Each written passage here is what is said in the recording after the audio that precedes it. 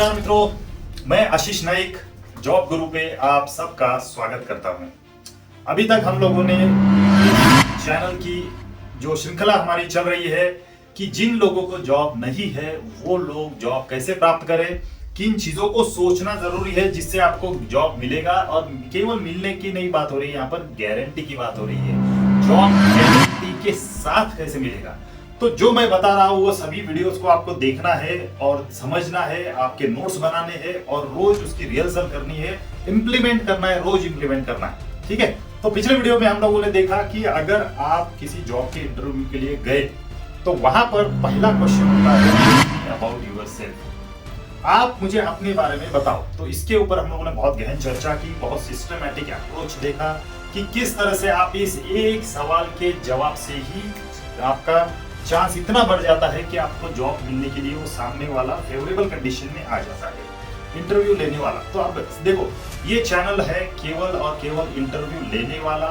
या employer side, employer company की side क्या होती है, वो आप में क्या देखते हैं और उस पॉइंट ऑफ व्यू से आपको कैसे तैयारी करनी है, ये बहुत इंपॉर्टेंट है। दूसरी साइड होती है कैंडिडेट की, जहां आप बैठते हो और वहां पर जो लोग आपको यूट्यूब पे अलग अलग या फिर इंटरनेट पे अलग अलग सजेशंस मिलते हैं, वो भी यूजफुल होते हैं, ऐसी बात नहीं है, वो यूजफुल होते हैं, उसको भी फॉलो कीजिए। लेकिन अगर जॉब की गारंटी चाहिए तो समझो एम्प्लॉयर कैसे सोचता है, इंटरव्यू लेने वाला क्या आपके अंदर देख रहा है।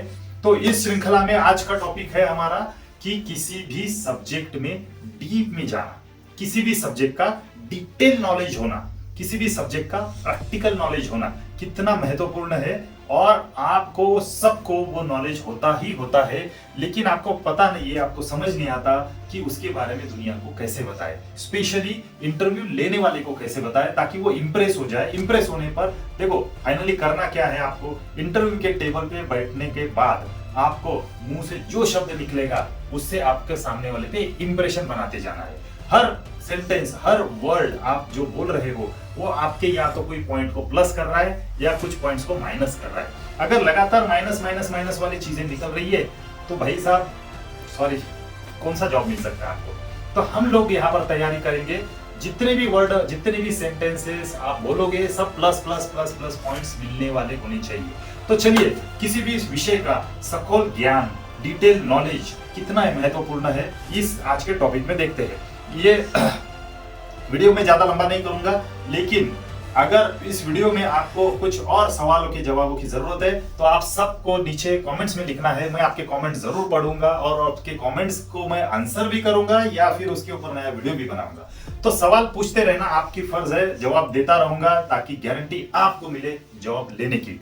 डिटेल नॉलेज, डिटेल नॉलेज, अब देखो डिटेल नॉलेज इस विषय में आते हैं। डिटेल नॉलेज क्या कहता है, आप चाहे कोई भी जॉब के लिए अप्लाई कर रहे हो, आप एचआर का जॉब अप्लाई कर रहे हो, अकाउंट्स का कर रहे हो, सेल्स का कर रहे हो, मार्केटिंग का कर रहे हो, टेलीकॉलिंग का कर रहे हो, किसी कंपनी में कोई एक टेक्निकल पोजीशन के लिए आप अप्लाई कर रहे हो, what ever may be your situation, आप आईटी इंडस्ट्री के डेवलपर हो, आप रियल एस्टेट इंडस्ट्री के इंजीनियर हो, आप कहीं भी जाइए, डजंट मैटर आप किस जॉब के लिए अप्लाई करते हो, जो भी अप्लाई करने जा रहे हो उसकी उस विषय को जरूरी, आपको बहुत जरूरी है कि आप जानो। ठीक है ना। देखो एम्प्लॉयर यहाँ इंटरव्यू लेने वाला बहुत वैरायटी ऑफ कैंडिडेट्स का इंटरव्यू लेता है। एक पोजीशन के लिए वो 10 से लेकर 20 इंटरव्यू भी ले सकता है। अब उसको क्या चाहिए, इनमें सबसे बेहतरीन कौन है उसको वो जॉब देगा, बाकी लोगों को जॉब नहीं मिलेगा। तो आपको क्या करना है, कैंडिडेट के हिसाब से आपके समान एक्सपीरियंस, जैसे मान के चलिए आप 0 एक्सपीरियंस पे फ्रेशर हो, ठीक है, तो फ्रेशर जो बैठा होता है, आप किस पोजीशन के लिए अप्लाई कर रहे हो, चलो एग्जांपल लेते हैं एचआर पोजीशन के लिए आप अप्लाई कर रहे हो। ठीक है, एचआर की पोजीशन में क्या काम होता है कि देखो मैं एक्सपेक्ट करूंगा, मैं अगर इंटरव्यू लेने वाला बंदा हूं तो और आप कैंडिडेट है, आप मेरे सामने बैठे हो, तो मैं आपसे यही एक्सपेक्ट करूंगा ना कि एचआर की दुनिया का आपको डिटेल नॉलेज होना चाहिए। मैंने आपको ये सवाल पूछा, अच्छा ठीक है, बताइए आपने एचआर की फील्ड में क्या काम किया है, आप फ्रेशर हो, जाहिर सी बात है आपने नहीं किया है कोई काम, तो आपका जवाब होगा सर मुझे अभी तक काम करने का मौका मिला तो नहीं है, लेकिन मैं एचआर फील्ड के बारे में काफी अच्छी जानकारी रखता हूं। तो आपका सेंटेंस क्या था, पहला मतलब सेंटेंस के 2 पार्ट थे। पहले पार्ट में आपने जवाब उसके सवाल का दिया, बराबर है, आपने क्या बोला, उसने सवाल पूछा क्या आपको एचआर फील्ड के बारे में कुछ नॉलेज है क्या, आपने जवाब तो दे दिया उसके सवाल का। तो दूसरा पार्ट आपने अटैच किया, क्या किया कि सर मैं एचआर फील्ड के बारे में अच्छे से जानकारी रखता हूं। क्या अटैच किया आपने, क्यों किया, अब बताओ। देखो हमारा हर सेंटेंस पॉजिटिव प्लस की तरफ जाना चाहिए।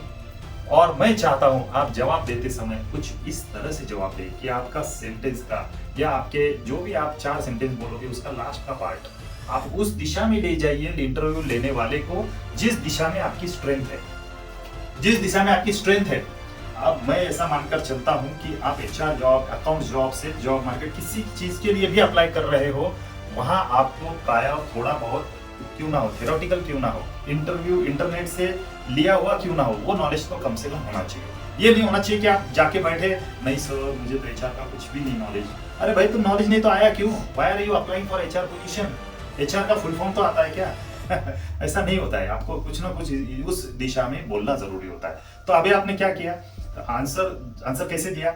2 पार्ट में। एक तो उसका आंसर बता दिया नहीं सर मुझे कोई एक्सपीरियंस नहीं है। अगर आपको होगा 6 महीना 1 साल का तो आप बताइए कि सर मुझे 1 साल एक्सपीरियंस है, 2 साल 4 साल जितना भी है आप बताइए। अगर कोई एक्सपीरियंस ये वीडियो को देख रहा है तो आप बोल सकते हो 10 साल 20 साल का मुझे एक्सपीरियंस है, व्हाटएवर। पर आपको अगला सेंटेंस अटैच करना बहुत जरूरी है। इसके लिए प्रेजेंस ऑफ माइंड और रिहर्सल इन दोनों की जरूरत होती है। सवाल क्या पूछेंगे सोचो, एंटिसिपेट करो, और जवाब क्या दोगे मन ही मन में उसका रिहर्सल करो। उसने मुझे ये पूछा तो मैं ये दूंगा जवाब, ठीक है। अब जवाब स्मार्ट भी होने चाहिए, डफर जवाब नहीं देने हैं।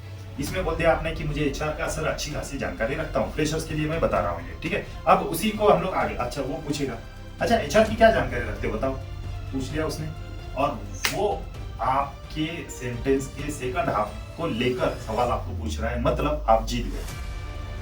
क्या जीत गए? आपकी स्ट्रेटेजी काम कर रही है यहाँ पे। क्या स्ट्रेटेजी आपकी? आप जिस दिशा में इंटरव्यू को ले जाना चाहते हो, आपका इंटरव्यू लेने वाला उसी दिशा में आपके साथ साथ जा रहा है, ठीक है। आपका वीक पॉइंट है कुछ पेरोल डिपार्टमेंट पे आपने कभी काम नहीं किया, उसके बारे में कुछ पता ही नहीं है, टैक्सेशन के रूल पता नहीं है, छोड़ो ना, फिर एचआर के अंतर्गत आता है वो काम, लेकिन आपने किया नहीं, आपको डिफिकल्ट लगता है, आप आते ही मत करो ना उसकी। अगर मैंने आपको सवाल पूछा कि अच्छा एक बात बताओ पेरोल में क्या किया है, पेरोल का क्या नॉलेज है? सर मैं पेरोल के बारे में तो ज्यादा जानता नहीं हूँ, लेकिन पेरोल के लिए जो इनपुट दिया जाता है वो अटेंडेंस का काम मैंने बहुत अच्छे से मुझे पता है उसके बारे में। जवाब दे दिया आपने। क्या जवाब दिया? कि मैं नहीं जानता उसके बारे में, लेकिन मैं अब आपको इस दिशा में ले जाना चाहता हूं कि आप मुझे अटेंडेंस के बारे में सवाल पूछो। समझ गए? एचआर का काम है वो अटेंडेंस लेना। तो देखो गाइस, एक चीज मैं आपको बता रहा हूं, मैं पूरा इंटरव्यू तो नहीं बताऊंगा, मैं एग्जांपल्स बता रहा हूं आपको। मैं अकाउंटेंट की जॉब के लिए अगर जाते हो, मैंने आपको सवाल पूछा कि जीएसटी फाइलिंग के बारे में क्या जानते हो। अगर आपने कभी जिंदगी में जीएसटी फाइलिंग किया ही नहीं है तो आप कुछ भी नहीं जानते हो, जाहिर सी बात है। तो आपको जवाब क्या देना है? बहुत सारे लोग 90% कैंडिडेट कैसे जवाब देते हैं? नहीं सर नहीं किया है। अरे बॉस, आपके पास चौका मारने का मौका था और आप हर बार मौका गंवाते हो और बाद में बोलते हो यार मेरा इंटरव्यू तो अच्छा गया मुझे जॉब नहीं मिला। अब इसी सवाल का जवाब कैसा देना चाहिए? देखो 2 पार्ट में, फिर से मैंने जैसे बताया 2 पार्ट में। पार्ट 1 उसके सवाल का जवाब, नो सर मैंने जीएसटी फाइलिंग अभी तक किया नहीं है, लेकिन अब दूसरा पार्ट जहां आप उसको ले जाना चाहते हो, लेकिन सर मैं जीएसटी के सभी नियमों को जानता हूं, ऐसा बोल सकते हो आप। या फिर आप बोल सकते हो कि सर जीएसटी कितना इंपॉर्टेंट है कंपनी के लिए, वो आप बोल सकते हो। या फिर जीएसटी फाइल नहीं करने की वजह से कंपनी को क्या प्रॉब्लम होगा, वो बोल सकते हो आप। चलो किसी भी एक विषय पे मैं चाहता हूं जीएसटी फाइल नहीं करने पर कंपनी को क्या होगा, मैं इस दिशा में उसको लेके जाना चाहता हूं। तो मेरा जवाब होगा सर मैंने जीएसटी के लिए अभी तक फाइलिंग का काम तो किया नहीं है, लेकिन सर मैं बहुत अच्छे से जानता हूँ अगर जीएसटी फाइल नहीं करेंगे तो क्या प्रॉब्लम होगी। तो अब ये फ्रेशर के मुंह से ये सुनने को मिल रहा है मुझे, तो मैं तो आश्चर्य में पड़ जाऊंगा। जो इंटरव्यू ले रहा है वो तो आश्चर्य में, वो बोलेगा अच्छा बताओ क्या प्रॉब्लम है, आपकी स्ट्रेटेजी काम कर रही है, आप जीत गए। अब आगे का क्या है मैं वो नहीं, वो तो बाद में धीरे धीरे बहुत सारे वीडियो होंगे उसमें हम डिटेल बात करेंगे, मैं स्ट्रेटेजी की बात कर रहा हूँ। चलिए मार्केटिंग वाले के बारे में बात करते हैं। अगर मार्केटिंग वाला आता है और मार्केटिंग वाले का काम है कंपनी के बारे में लोगों तक जानकारी पहुंचे, प्रोडक्ट के बारे में, सर्विस के बारे में लोग जाने समझे। अब उसके लिए बहुत तरीके होते हैं, फील्ड मार्केटिंग होता है, ऑफलाइन मार्केटिंग होता है, ऑनलाइन डिजिटल मार्केटिंग जिसको कहते हैं, ऐसे अनेक तरीके के काम होते हैं। चलिए एक मार्केटिंग वाला आके बैठा मेरे लिए, वो कहता है कि सर मैं मार्केटिंग करना चाहता हूँ, मार्केटिंग डिपार्टमेंट में अप्लाई कर रहा हूँ मैं। तो पहला सवाल क्या होगा, अच्छा मार्केटिंग के लिए अप्लाई कर रहे हो, चलो बताओ क्या नॉलेज है आपको मार्केटिंग का। तो आपने तो जाहिर सी बात है आप फ्रेशर है, आपने तो काम किया नहीं है, तो आपका जवाब क्या होगा? नहीं सर सॉरी मैंने अभी तक कोई ऑफिशियली भी काम किया नहीं किसी भी कंपनी में मार्केटिंग का, लेकिन आपकी स्ट्रेटेजी के अनुसार आपने एक जवाब दे दिया। अब दूसरा, आपको उस दिशा में ले जाना चाहते हो तो वहां लेके जाओ जहां आप कंफर्टेबल महसूस करते हो। आपका स्ट्रेंथ है, मान के चलिए आप डिजिटल मार्केटिंग के बारे में यूट्यूब पे इधर उधर से पढ़ के आ गए हो, यहाँ पे बैठे हो, तो आप उसको बोलो सर लेकिन मैं डिजिटल मार्केटिंग विषय के बारे में काफी कुछ जानता हूँ। तो आपने उसको वहां लिखे, अच्छा सवाल क्या, अगला सवाल नेचुरली क्या होगा, अच्छा क्या जानते हो बताओ डिजिटल मार्केटिंग के बारे में। सर मैंने डिजिटल मार्केटिंग का कोई कोर्स तो किया नहीं है, लेकिन क्योंकि सर क्या है, थोड़ा फाइनेंशियल इश्यूज मेरे घर पे है, मैं पे नहीं कर सकता सर, बहुत फी होती है उसकी, पर मुझे बहुत ट्रिमेंडस उसके अंदर इंटरेस्ट है। और मैंने क्या किया सर, यूट्यूब पे अलग अलग ट्यूटोरियल देखे और मैंने डिजिटल मार्केटिंग को सीखने की कोशिश की। डिजिटल मार्केटिंग में बहुत अलग अलग टॉपिक्स होते हैं और उसमें मुझे टॉपिक 1 2 3 4 आप बताओगे। ये डिजिटल मार्केटिंग का कोर्स नहीं है और ना ही इंटरव्यू क्लियर करने का टॉपिक है आज का। सब्जेक्ट के बारे में डिटेल जानकारी होना जरूरी है, इसके ऊपर मैं आपको एक एक करके बता रहा हूँ एग्जाम्पल्स। आपकी स्ट्रेटेजी नंबर 1, आंसर 2 प्लस उस दिशा में उसको ले जाओ जहां आप उसको ले जाना चाहते हो, जो आपका स्ट्रॉन्ग एरिया है। सेल्स के बारे में मैंने आपको सवाल पूछा, अच्छा आप लीड नर्चरिंग के बारे में कुछ जानते हो? लीड नर्चरिंग नहीं सर, मुझे ऐसा एक्सपीरियंस तो नहीं है लीड नर्चरिंग क्या होता है, लेकिन सर लीड नर्चर नहीं करने की वजह से क्या प्रॉब्लम हो सकता है मैं इसके बारे में जरूर जानता हूँ सर, या लीड नर्चरिंग के स्टेप्स को मैं काफी अच्छे से जानता हूँ सर। तो आपने थ्योरेटिकल पढ़ के आया है, जाहिर सी बात है, तो आंसर भी थ्योरेटिकल रहेंगे। तो आपको लेके जाना है उस दिशा में जहां आपने अच्छे से पढ़ाई करके आया। तो आपको बोलना है, अब आपने बोल दिया, अब अगला सवाल वो वही पूछेगा, अच्छा लीड नर्चरिंग के बारे में बताओ, क्या क्या स्टेप्स होते हैं, लीड नर्चरिंग के स्टेप्स क्या होते हैं। तो सर पहला तो इंट्रोडक्टरी कॉल होता है, दूसरा सर फुलफिलमेंट कॉल होता है, तीसरा सर हम लोग उसको और एडिशनल जानकारी देते हैं, हम आइडेंटिफाई करते हैं कि ट्रस्ट बिल्डिंग क्या गैप्स है, हम लोग उस गैप को फिलअप करने की कोशिश करते हैं। अगर ट्रस्ट बिल्डिंग में गैप नहीं है, नॉलेज में है, तो नॉलेज गैप हम लोग फिलअप करते हैं। तो आपके जो स्टेप्स है आपने पढ़कर आए हो, ठीक है ना। अगर आपको लगता है तो प्लीज कमेंट कीजिए। हर क्षेत्र के लिए हम लोग एक अलग अलग वीडियो बनाएंगे। कौन से क्षेत्र के लोग सबसे ज्यादा कमेंट करते हैं इसके ऊपर डिसाइड होगा कि मैं अगला वीडियो उसके लिए पूरा, मान के चलो एचआर के सबसे ज्यादा लोग, पूरा आपके लिए एचआर का ही एक ऐसा वीडियो बनाऊंगा कि एक वीडियो देखकर इंटरव्यू क्लियर।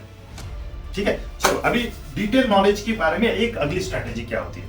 अगली स्ट्रेटेजी होती है, अब आपको कुछ ऐसा सवाल पूछा जाता है कि जैसे जिसमें नहीं क्या आपका नॉलेज चेक करना है, उसको नॉलेज चेक करना है। तो अब आप क्या करोगे पता है क्या, जैसे एग्जांपल के तौर पे मैंने आपको सवाल पूछा एचआर के इंटरव्यू में कि बताइए रिक्रूटमेंट कैसे किया जाता है। आपको थ्योरेटिकल नॉलेज है, प्रैक्टिकल एक्सपीरियंस नहीं है, लेकिन आपको जवाब देते हो कैसा देना है, सैंडविच पैटर्न का इस्तेमाल करना है। अब ये सैंडविच पैटर्न क्या होता है, देखो गाइज, ये आपको पूरे इंटरनेट पे कहीं पर भी नहीं मिलेगा। जो मैं बता रहा हूँ बहुत गौर से सुनना है, लिख लो, आप नोट्स बना लो, और चाहते हो तो मैं इन्हीं पैटर्न्स को बहुत डिटेल में आपको स्पेशल अलग वीडियोस के जरिए समझाऊंगा। तो सैंडविच पैटर्न, अभी ये बड़ी सीक्रेट स्ट्रेटेजी, बहुत मस्त स्ट्रेटेजी है। देखो, आंसर को कभी भी टफर तरीके से नहीं देना है। अभी जैसे इसका मैं आपको बताता हूँ एग्जाम्पल, रिक्रूटमेंट का एग्जाम्पल ले लेते हैं। चलिए, आपने क्या पूछा सवाल कि रिक्रूटमेंट कैसे करते हैं, एचआर वाले को सवाल पूछा है। अब एचआर वाला क्या जवाब देगा, अगर साधारण सा बंदा है तो बोलेगा, इधर उधर देखेगा, सर रिक्रूटमेंट में मैंने ज़्यादा काम तो किया नहीं है सर, लेकिन सर रिक्रूटमेंट में कैंडिडेट को कॉल करने का और वो अगर इंटरेस्टेड होगा तो उसको इंटरव्यू के लिए अरेंज करने का, तो ठीक है। इससे एम्प्लॉयर को पता पड़ जाता है भाई तू रहने दे, ठीक है ना। तू वैसे आंसर दे रहा है जैसे एक नॉन एचआर का बंदा आंसर देता है, आप समझ रहे हो। नॉन एचआर के बंदे को भी पता है कैंडिडेट को कॉल करना है, इंटरव्यू अरेंज करना है। भाई एचआर का और नॉन एचआर में डिफरेंस क्या है, why I should consider you for the post of HR. Example दूसरा लेते हैं अकाउंट्स के बारे में। मेरा सवाल है आपसे, बताइए बैंक रिकंसिलिएशन कैसे किया जाता है। तो अगर नॉन अकाउंटिंग वाला बंदा क्या बोलेगा, बैंक रिकंसिलिएशन मतलब सर बैंक के स्टेटमेंट और अपना टैली सॉफ्टवेयर को मैच करने का, तो बैंक रिकंसिलिएशन। ये तो भाई साधारण आदमी भी बता सकता है, तू तो अकाउंट्स का जॉब के लिए अप्लाई कर रहा है, तेरे से तो मेरी अपेक्षा ज्यादा है ना भाई, मेरे से ज्यादा नॉलेज तेरे को चाहिए। मैं अकाउंट्स का आदमी नहीं हूँ लेकिन कंपनी का ओनर हूँ, अकाउंट्स की डिटेल जानकारी रखने वाले को मुझे जॉब पे रखना है। भाई तू तो ऐसे आंसर दे रहा है कि जैसे आम जनता दे रही, तो मैं आम जनता में तेरे में क्या फर्क करूं। तो आपका सखोल नॉलेज कैसे आता है यहाँ पे, देखो आपको जिस पोजीशन के लिए अप्लाई करना है उसके बारे में डिटेल जानकारी तो होना जरूरी है, वरना फिर आप जाओ भी मत, अप्लाई भी मत करो। कैसे आप अपेक्षा करते हो कि जीरो नॉलेज के साथ आपको जॉब मिल जाए? तो चलिए दोनों एग्जांपल्स के साथ मैं सैंडविच पैटर्न का आंसर कैसा होना चाहिए ये बताता हूं आपको। सैंडविच पैटर्न क्या होता है? अपने आंसर को 3 पार्ट में डिवाइड करना है। 3 पार्ट में डिवाइड करना है। पार्ट नंबर 1 आपको उसका इंट्रोडक्शन देना है आंसर का। पार्ट नंबर 2 जानबूझकर, अभी मैं इंसर्ट कर रहा हूँ ये जनरली लोग 1 और 3 इन दोनों को मिला के आंसर देते हैं। बहुत सारे लोग 1 का आंसर दे देते, 1 पार्ट बोलते हैं, 2 3 कभी भी नहीं बोलते हैं, तो जॉब नहीं मिलेगा। 1 और 3 ये पार्ट बोलने वाले लोगों को जॉब मिलने के चांसेस ज्यादा होते हैं। अब मैं आपको एक ऐसी चीज बता रहा हूं जो पार्ट नंबर 2 बीच में इंसर्ट करना है और वो वही बताएगा। तो ये पार्ट क्या होता है? पार्ट नंबर 2 होता है प्रॉब्लम। ये बहुत इंपॉर्टेंट है। प्रॉब्लम ये शब्द है ना, ये झिझोड़ के रख देता है सामने वाले को। प्रॉब्लम, अब क्या प्रॉब्लम? अगर आपको पता है कि उस प्रोसेस के अंदर क्या प्रॉब्लम्स होते हैं, आप वो बताओ। अगर आपको पता है कि उस प्रोसेस को फॉलो ना करने से कंपनी किस प्रॉब्लम में आ जाएगी, ये बताओ। अगर आप सोच सकते हो तो सोचो इसके ऊपर।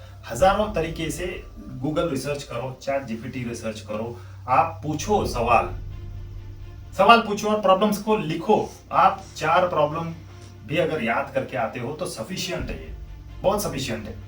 तो किसके नजरिए से? एम्प्लॉयर। अब मैं आपको बताता हूं हर चीज में एम्प्लॉयर क्या देखता है कि भाई क्या ये बंदे के अंदर प्रॉब्लम सॉल्विंग कैपेबिलिटी है या नहीं है। अगर आप में प्रॉब्लम सॉल्विंग कैपेबिलिटी नहीं है, या आप अपने डिटेल नॉलेज के जरिए, आप अपने आंसर के जरिए उसको ये नहीं बता पा रहे हो, आपके अंदर वो क्षमता ही नहीं है ये बताने की कि sir I am the person ready to solve your problem, तो you don't expect the job. अब अगर किसी तरीके से आपने उसको कन्विंस कर दिया कि सर जी प्रॉब्लम्स क्या है मैं जानता हूं और इन प्रॉब्लम के सॉल्यूशन भी मेरे पास है, जो पार्ट नंबर 3 है आपके आंसर का। इन प्रॉब्लम्स को बोलो और पार्ट नंबर 3 पे जाओ और सॉल्यूशन बोलो। सर बोलेगा अरे क्या कमाल का बंदा मिला है, ये मैं तुझे तो ढूंढ रहा था भाई। अरे भाई अगले सारे इंटरव्यू कैंसिल करो, ये इसको जॉब लेकर ऑफर दे दो, सीधा खत्म। क्या चाहिए बताओ? You wanted job and you get the job. ये तरीका होता है पॉइंट्स कमाने का। लेकिन एक बात याद रखना गाइस, ये तरीका जो है अब लाखों लोग सीखेंगे और अपनी तैयारी करेंगे और जॉब मिल जाएगा। लेकिन धीरे धीरे मार्केट में ये सैंडविच पैटर्न अगर इंटरव्यू लेने वाले तक पहुंच गया तो हो सकता है कोई लोग इतने आसानी से कन्विंस नहीं होंगे, इंप्रेस नहीं होंगे। आप समझो बात को।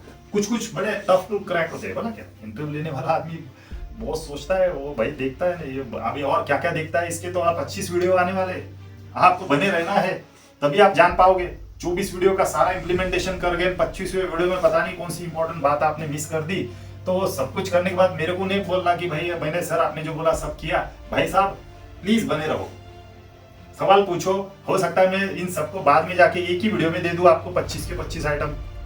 अलग अलग वीडियो देखने की जरूरत नहीं, लेकिन आपको बोलना पड़ेगा तो मैं करूंगा। तो ठीक है गाइस, तो सैंडविच पैटर्न अभी सकोल आंसर दे रहे हैं हम लोग, डीप डाइव कर रहे हैं।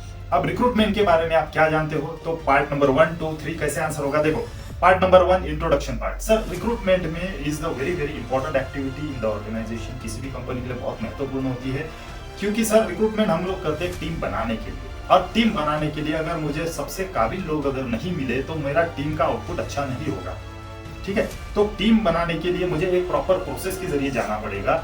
उसमें स्टेप्स होते हैं। सबसे पहले आपको जिस तरह के लोगों को रिक्रूट करना है उसका जॉब डिस्क्रिप्शन आपको लिखना पड़ेगा। दूसरा होता है ये जॉब डिस्क्रिप्शन में कैंडिडेट तक पहुंचाने के लिए डिफरेंट मीडियम का सहारा लेता हूं, जैसे जॉब पोर्टल होते हैं व्हाट्सएप के जरिए या किसी और इश्तार एडवर्टाइज के जरिए मैं कैंडिडेट तक पहुंचता हूं। तीसरा होता है invitation of the application. Job application के लिए मैं उनको एक ईमेल आईडी दूंगा, उसके ऊपर आएगा। चौथा स्टेप होता है हजारों मुझे रिज्यूम आ चुके हैं, मैं स्क्रीनिंग करूंगा। पांचवा होता है मैं ढंग के कैंडिडेट उसमें से शॉर्टलिस्ट करूंगा, उनको इन्विटेशन दूंगा कि भाई मेरे पास इंटरव्यू के लिए आओ। मैं इंटरव्यू के 2 या 3 अलग अलग पड़ाव से गुजरूंगा। हर इंटरव्यू का अलग ऑब्जेक्टिव होगा, डिफरेंट राउंड्स होंगे और उनके बाद में जब फाइनल होगा मैं इन सेलेक्टेड एकदम cream of the all possible candidate होगा जो आपके सामने रखूंगा। ये हो गया, आपने क्या किया, ये पूरा का पूरा एक 1 और 3 वाला आंसर हो गया। अब इसमें से आपको क्या करना है, आपको आंसर देते समय ये पूरे आंसर को पार्ट 1 में इतना ही बोलना है कि जितना जरूरी होता है, बहुत शॉर्ट में, कि जैसे सर मुझे आपके जॉब डिस्क्रिप्शन की जरूरत होगी और उसको मुझे पब्लिश करना पड़ेगा ताकि कैंडिडेट तक मेरी खबर पहुंचे और वो मुझे अप्लाई करे। बस इतना ही बोलना है। आपके पूरे आंसर का टुकड़ा करके मैंने क्या किया, उसको पार्ट 1 में बोला। अब पार्ट 2 में क्या बोलना है, इस रिक्रूटमेंट प्रोसेस से जुड़े हुए प्रॉब्लम्स को फटाफट सोचो। वहां बैठे बैठे पहला आंसर देते वक्त 2 प्रॉब्लम तो दिमाग में आ ही जाते हैं। तो कैसे करना है सर, देखो अभी इसमें रिक्रूटमेंट में हमको एक चीज बहुत ध्यान रखनी पड़ेगी। एक प्रॉब्लम नजर आया ना तो एक ही बोलो, 2 आए तो 2 बोलो, 2 से ज्यादा होगा तो कुछ चीजें हमको ध्यान में रखनी पड़ती है सर, बहुत इंपॉर्टेंट है। अगर if we do not keep this thing in mind, आपका पूरा रिक्रूटमेंट प्रोसेस बर्बाद है सर, बेकार है। तो जैसे सर पॉइंट नंबर 1, मैं अगर इनकैपेबल पर्सन को हायर करता हूं, इनकैपेबल पर्सन को हायर करता हूं तो you will not like the selection, तो कंपनी के आउटपुट पे प्रॉब्लम होगा। दूसरा सर, मैं कैपेबल बंदे को लेता हूं लेकिन अगर वो जेलअप नहीं होगा टीम के साथ तो आपको और दूसरी प्रॉब्लम आएगी, दूसरे प्रॉब्लम्स एग्जिस्ट होंगे। तो मुझे उसके नॉलेज के साथ साथ उसके दूसरे स्किल्स को भी चेक करना पड़ेगा। तो इसका मतलब है मेरा आंसर, मुझे एक इंटरव्यू से मैं ये सारी चीजें पता नहीं लगा सकता सर, मुझे मल्टीपल राउंड्स सेट करने पड़ेंगे। और मुझे, तो आपने क्या बोला, प्रॉब्लम्स बोला, क्या प्रॉब्लम्स बोले आपने, ये सब बोलने के बाद तीसरा आंसर जो है इस सभी प्रॉब्लम्स का आपको क्या करना है, इनके साथ जोड़ना है। तो कैसे कि सर, तो मैं क्या करूंगा सर, मुझे लगता है कि इन प्रॉब्लम को कैसे सॉल्व किया जाता है मुझे पता है सर। इसको सॉल्व करने के लिए हमको मल्टीपल राउंड ऑफ इंटरव्यूज रखने पड़ेंगे। और अब मल्टीपल राउंड ऑफ इंटरव्यू में अगर रखता हूं सर तो इस तो सैकड़ों कैंडिडेट है, इनके सारे इतने इंटरव्यू लेना और आपको लेना तो एक कोई है बाद में। तो उससे अच्छा हम लोग क्या करेंगे सर कि हमको पहले ही पता है कि कुछ एरिया में लोगों को आपको हटाना है। जैसे अगर आप बोलते हो कि आपको इमीडिएट ज्वाइनर चाहिए लेकिन कोई बोलता है मैं 3 महीने बाद ही ज्वाइन कर सकता है, तो वो कैंडिडेट कितना भी अच्छा हो आपके किस काम का सर। तो इस तरह से आपने क्या शॉर्टलिस्ट करोगे। अगर आपका बजट है, जो भी आपने बजट 5 लाख का बजट है सैलरी का और वो मांग रहा है 10 आपसे, तो आपको वैसे भी वो कितना भी अच्छा हो काम का नहीं है, आपके बजट के बाहर का है। तो कुछ चीजें मुझे पता है कि लोगों को कैसे शॉर्टलिस्ट करना है, फिर multiple round of interview.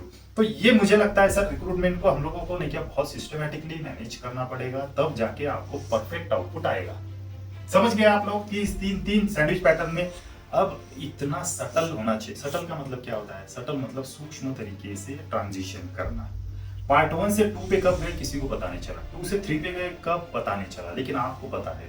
Answer सुनने वाले को नहीं पता है। सुनने वाला तो बड़े फ्लो में सुन रहा है, अरे बाप रे ये तो सब जानता है यार रिक्रूटमेंट का, यार कमाल का है। आई मीन देखो गाइस, इंप्रेस करने के लिए बहुत जरूरी है एम्प्लॉयर के माइंडसेट को रीड करो और वही अपने मुंह से बोलो।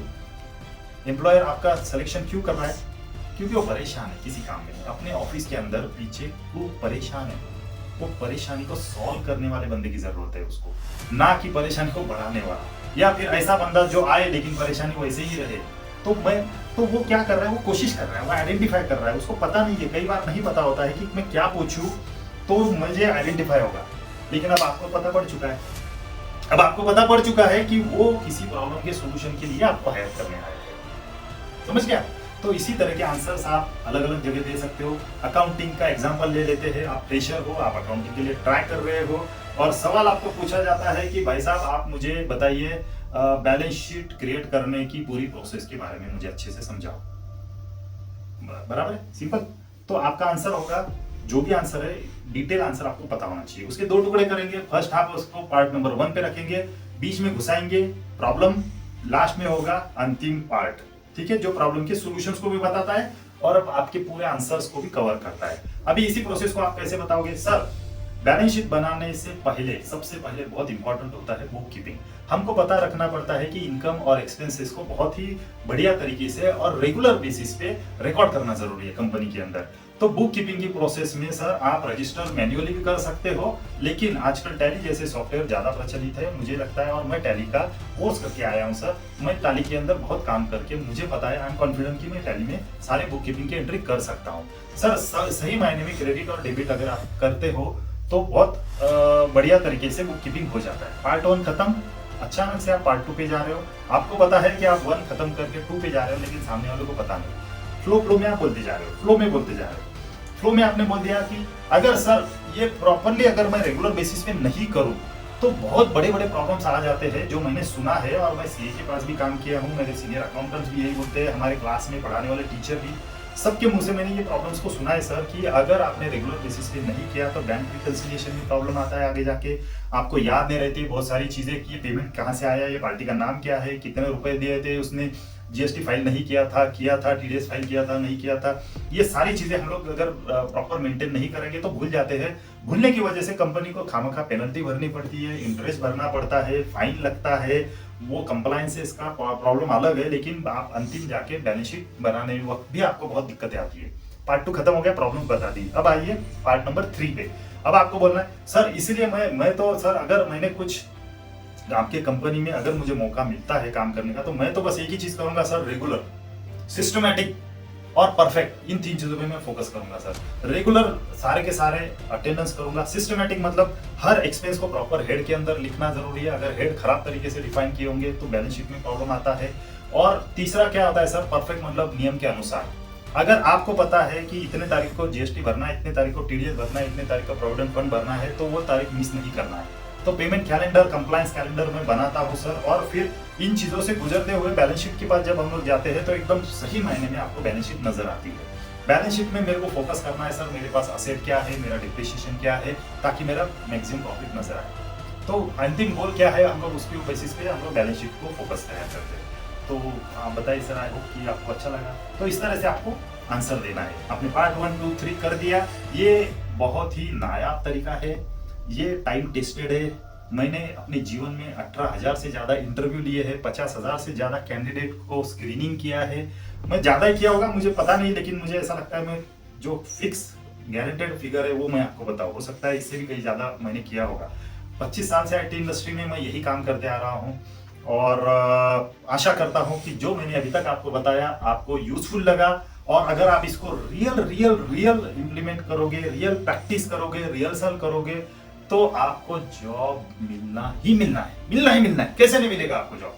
अच्छा, उसके साथ अगर आप कुछ और चीजों को जोड़ोगे तो बच्ची कुछ गारंटी का सिक्का भी मैं आपको देता हूँ। तो वो चीजें क्या होगी अगले वीडियो में देखेंगे। बने रहिए मेरे साथ आशीष नाइक जॉब गुरु में। और अच्छा लगा मेरा कहना तो लाइक जरूर कीजिए, अपने दोस्तों को शेयर जरूर कीजिए। सब्सक्राइब करना नहीं करना आपकी बात है, जॉब चाहते हो तो सब्सक्राइब करो, नहीं तो कोई दिक्कत नहीं है। थैंक यू वेरी मच, और मिलते हैं अगले वीडियो में। तब तक के लिए नमस्कार।